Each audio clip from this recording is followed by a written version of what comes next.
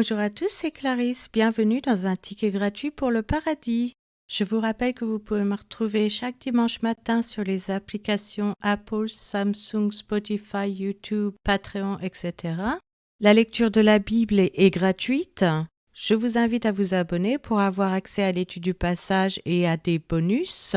Vous pouvez aussi bénéficier d'accès anticipé. Cet abonnement vous permettra de recevoir une notification dès qu'un nouvel épisode sera publié afin de n'en manquer aucun. Nombre épisode 35. Cet épisode concerne la ténacité avec la restriction. Commençons par la lecture d'un passage de la Bible. Nombre chapitre 36. Les chefs de famille de Galaad, fils de Makir, fils de Manassé, d'entre les familles des fils de Joseph, s'approchèrent et parlèrent devant Moïse et devant les princes, chefs de famille des enfants d'Israël. Ils dirent: L'Éternel a ordonné à mon Seigneur de donner le pays en héritage par le sort aux enfants d'Israël. Mon Seigneur a aussi reçu de l'Éternel l'ordre de donner l'héritage de Tselophshad, notre frère, à ses filles. Si elles se marient à l'un des fils d'une autre tribu des enfants d'Israël, leur héritage sera retranché de l'héritage de nos pères et ajouté à celui de la tribu à laquelle elles appartiendront. Ainsi sera diminué l'héritage qui nous est échu par le sort.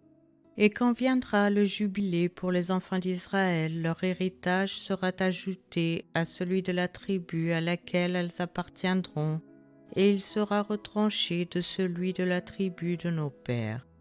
Moïse transmit aux enfants d'Israël les ordres de l'Éternel. Il dit: La tribu des fils de Joseph a raison. Voici ce que l'Éternel ordonne au sujet des filles de Tselophshad. Elles se marieront à qui elles voudront, pourvu qu'elles se marient dans une famille de la tribu de leur père. Aucun héritage parmi les enfants d'Israël ne passera d'une tribu à une autre tribu, mais les enfants d'Israël s'attacheront chacun à l'héritage de la tribu de ses pères. Et toute fille possédant un héritage dans les tribus des enfants d'Israël se mariera à quelqu'un d'une famille de la tribu de son père, afin que les enfants d'Israël possèdent chacun l'héritage de leur père. Aucun héritage ne passera d'une tribu à une autre tribu, mais les tribus des enfants d'Israël s'attacheront chacune à son héritage. Les filles de Tselophshad se conformèrent à l'ordre que l'Éternel avait donné à Moïse.